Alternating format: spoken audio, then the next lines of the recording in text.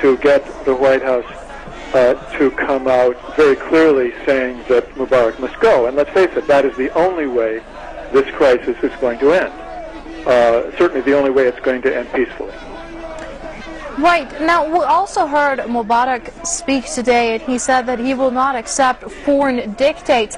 That's quite ironic, coming out of a man whose legacy for the past 30 years has been accepting foreign dictates.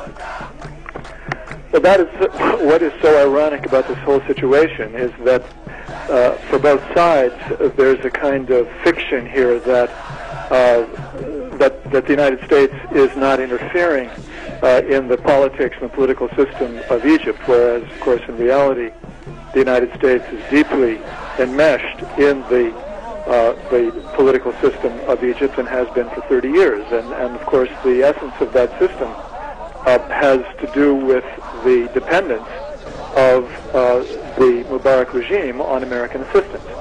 It has been so central, both in terms of economic stabilization of Egypt, political support, diplomatic support, and of course very strong support for the Egyptian military and security services.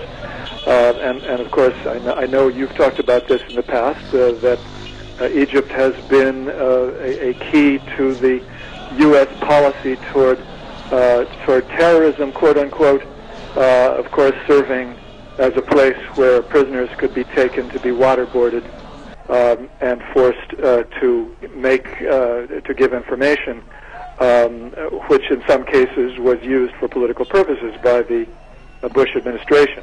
And so it has served, the Mubarak administration has served the purposes of the United States strategically in return for this function of the United States of assuring the stability of the regime. Now, of course, that deal has been disrupted by the unexpected force of popular demonstrations and pressure, which clearly is changing the reality of Egypt for good.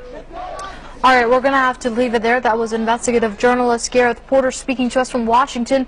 Many thanks indeed for your insights here on Press TV. Now, we're also being joined by the editor of MediaChannel.org, Danny Schechter from New York. Many thanks for joining us here on Press TV, sir. Now, opposition figures have blasted Barack Obama for asking a dictator to implement democratic changes. Would you concur with that? Well, you know, this is a situation where it looked like a deal was made earlier in the day. We had American networks claiming that they had sources confirming that Mubarak was about to leave.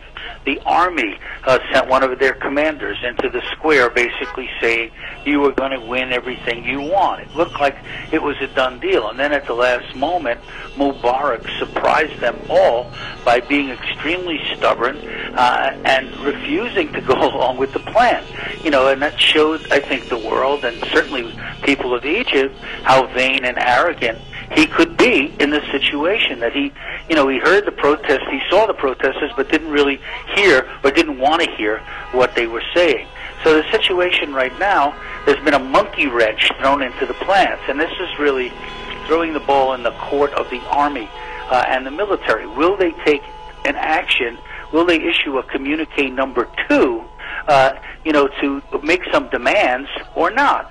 And that's where we are right now. It seems as if the president of Egypt is gambling that he can sort of ride this out.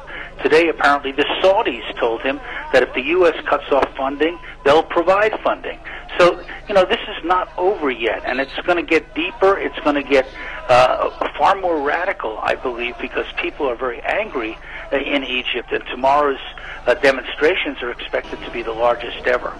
Well, this underscores the rift between the Army and Mubarak as well. How does that spell out, considering his right-hand man at the moment, Omar Suleiman, is very heavily backed by the Army? Well, I think what you have there, as you probably have in other countries, maybe even Iran, there are factions. There are people who, would like to see the president sort of slowly into the sunset, you know, with his dignity intact, this sort of thing. There are others who want him out the door immediately. There was one former major general interviewed on one of the satellite stations who was saying, you know, that the man is sick, you know, that he's schizophrenic, that he's incapable of ruling anymore, and that the speech was an example not of his strength but of his weakness.